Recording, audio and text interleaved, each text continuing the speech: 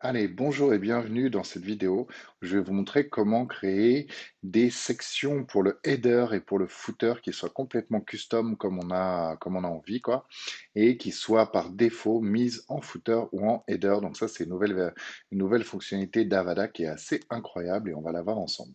Alors, première chose, il faut aller dans Avada Layout ici, et puis pour que ça fonctionne, il faut aller dans Layout et puis vous allez choisir Layout Section Builder.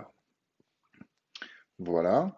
Donc à partir de là, j'ai plus qu'à créer une nouvelle section. Donc là, par exemple, je vais faire un nouveau type de footer et puis je vais l'appeler test footer. Comme ça, ce sera plus simple. Et je vais créer cette section. Si j'ai envie, je peux également créer une nouvelle section pour le header, tout ça. Enfin, ça, vous faites comme vous voulez, quoi. Alors, je vais activer le Avada Builder et puis je vais imaginer que je veux un footer avec quatre sections, voilà.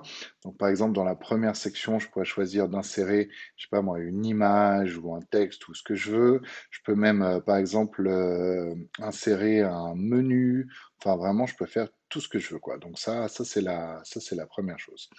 Alors, qu'est-ce que je vais faire? Tiens, bah, par exemple, je vais mettre un menu ici, voilà. Donc là, après, j'ai plus qu'à sélectionner le menu que j'aurais créé auparavant. Donc, souvenez-vous, pour créer un nouveau menu, c'est dans Apparence menu. Là, comme c'est un WordPress tout vierge, j'en ai pas, mais j'aurais pu faire ça. Par exemple, sur la deuxième section, je peux créer un truc avec une image, d'accord? Donc là, un petit peu comme je fais d'habitude, j'ajoute une image, j'ai plus qu'à aller chercher une image dans mon ordinateur et la mettre ici. Voilà, donc là, je ne sais pas si j'en ai une. Ouais, j'en ai une ici, voilà.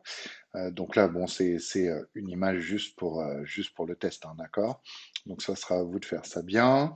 Après, ici, je pourrais rajouter des éléments médias sociaux, je pourrais rajouter un à propos. Enfin bref, je peux faire ce que je veux et j'ai plus qu'à cliquer sur Update.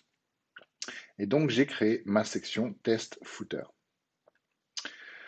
Ensuite, si j'ai envie que ce test footer il soit visible sur toutes mes pages, il faut que je retourne dans Avada et je vais retourner dans Layout. Et pour finir, eh ben, j'ai plus qu'à aller dans mon Global Layout. Donc Global Layout, ça veut dire que c'est un layout qui va s'afficher sur toutes les pages. Ensuite, en bas pour le footer, j'ai plus qu'à sélectionner le footer que j'ai créé. Donc là, je vais dans Existing Section, Test Footer.